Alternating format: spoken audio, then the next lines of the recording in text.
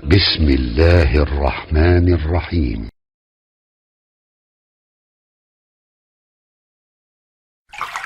Nabi Muhammad belum minta, diberi oleh Allah. Karena itu ketika dilempar bukan hanya dengan kata-kata. Penduduk Taif melemparnya dengan batu, lempar dengan kemarahan, lempar dengan segala hal. Apa kata Nabi? Karena alam nashrah laka sadrak, kata Nabi, ya Rab.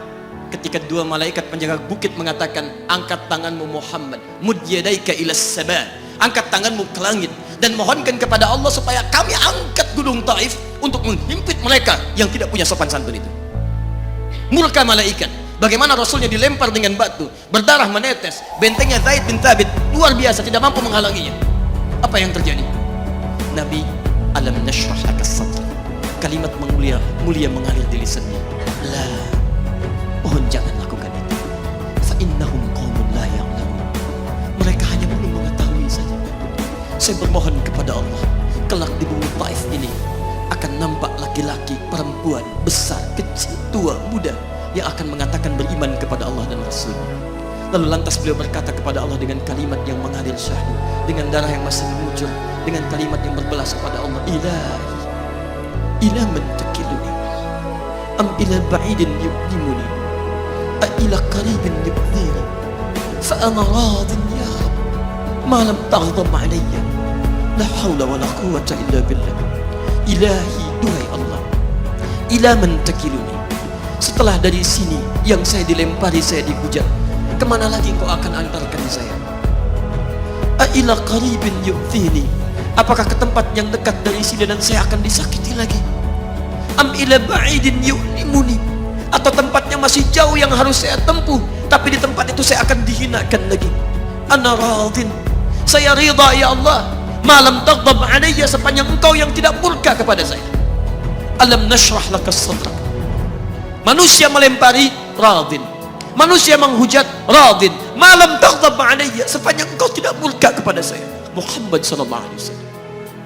Musa berkata, wa yassir li amri, ringankan urusanku. Muhammad sallallahu alaihi wasallam dengan segala kemuliaannya turun ayat, wa nuyassiruka lil yusra.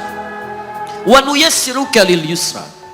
Karena itu Nabi Rasul dulu mukjizat tampak di depan mata. Ada yang menghidupkan orang mati dengan menyebut kalimat Allah biiznillah, biiznillah. Sampai maaf teman-teman sekalian, mukjizatnya ada, Rasulnya ada, di hadapannya Allah mau dicari dan dibunuh juga.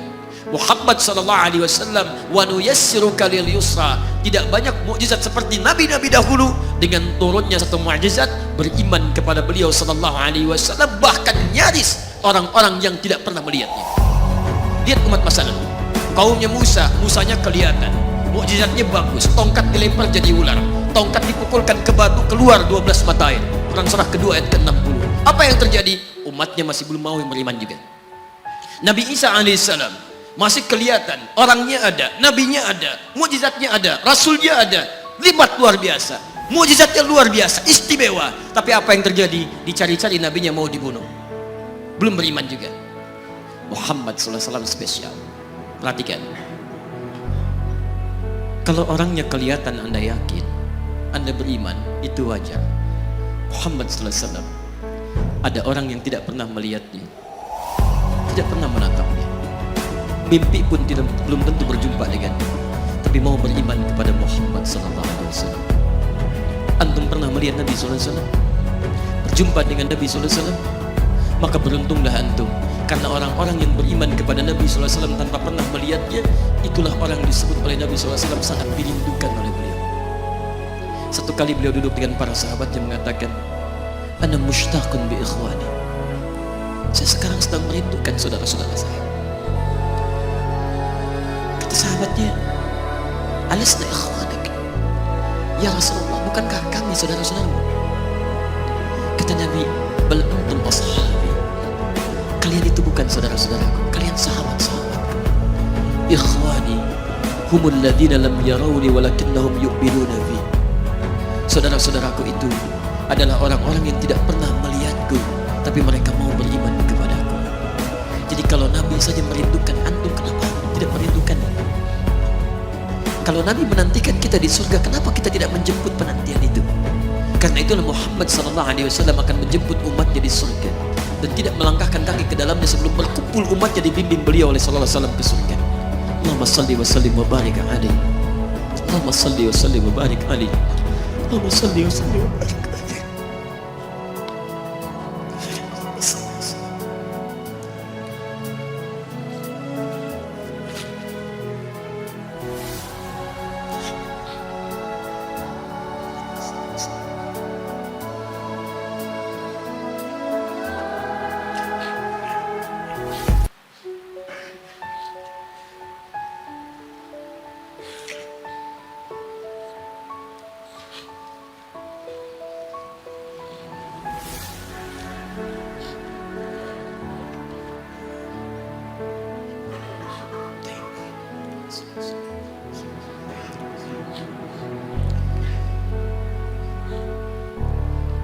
Maka diturunkanlah kemudian hudan yang terakhir.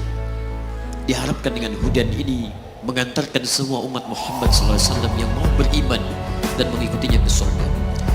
Karena Rasulnya spesial, umatnya spesial, maka diturunkan di waktu yang spesial dengan petunjuk yang spesial. Quran surah kedua ayat 185. Syahrul Ramadan alladzi unzila fihi al-Quran. Di bulan Ramadan turunnya bulan Ramadan, bulan spesial. Unzila fihi al-Quran, diturunkan Al-Quran. Apa fungsi Al-Quran itu? Ternyata bukan bacaan biasa, bukan koleksi yang Anda simpan di pinggir-pinggir masjid atau terletak di atas-atas dipan di rumah Anda. Maaf, hudan. Lihat ayatnya. Syahrul Ramadan alladzi unzila fihi al-Quran hudan. Hudan, petunjuk kita, sumber kebahagiaan kita, sumber ketenangan kita, sumber capaian terbaik alam kubur kita, dan petunjuk yang akan mengantarkan kita ke surga. Dan hebatnya, kalau yang umat-umat dulu itu terbatas sifatnya, tidak pernah disebutkan linnas. Suhuf Ibrahim wa Musa. Daud untuk kaumnya, Musa untuk kaumnya, Isa untuk kaumnya. Tapi Muhammad SAW hudannya linnas, untuk semua manusia. Jadi tawaran Quran, Allah menginginkan semua manusia yang kembali ke surga.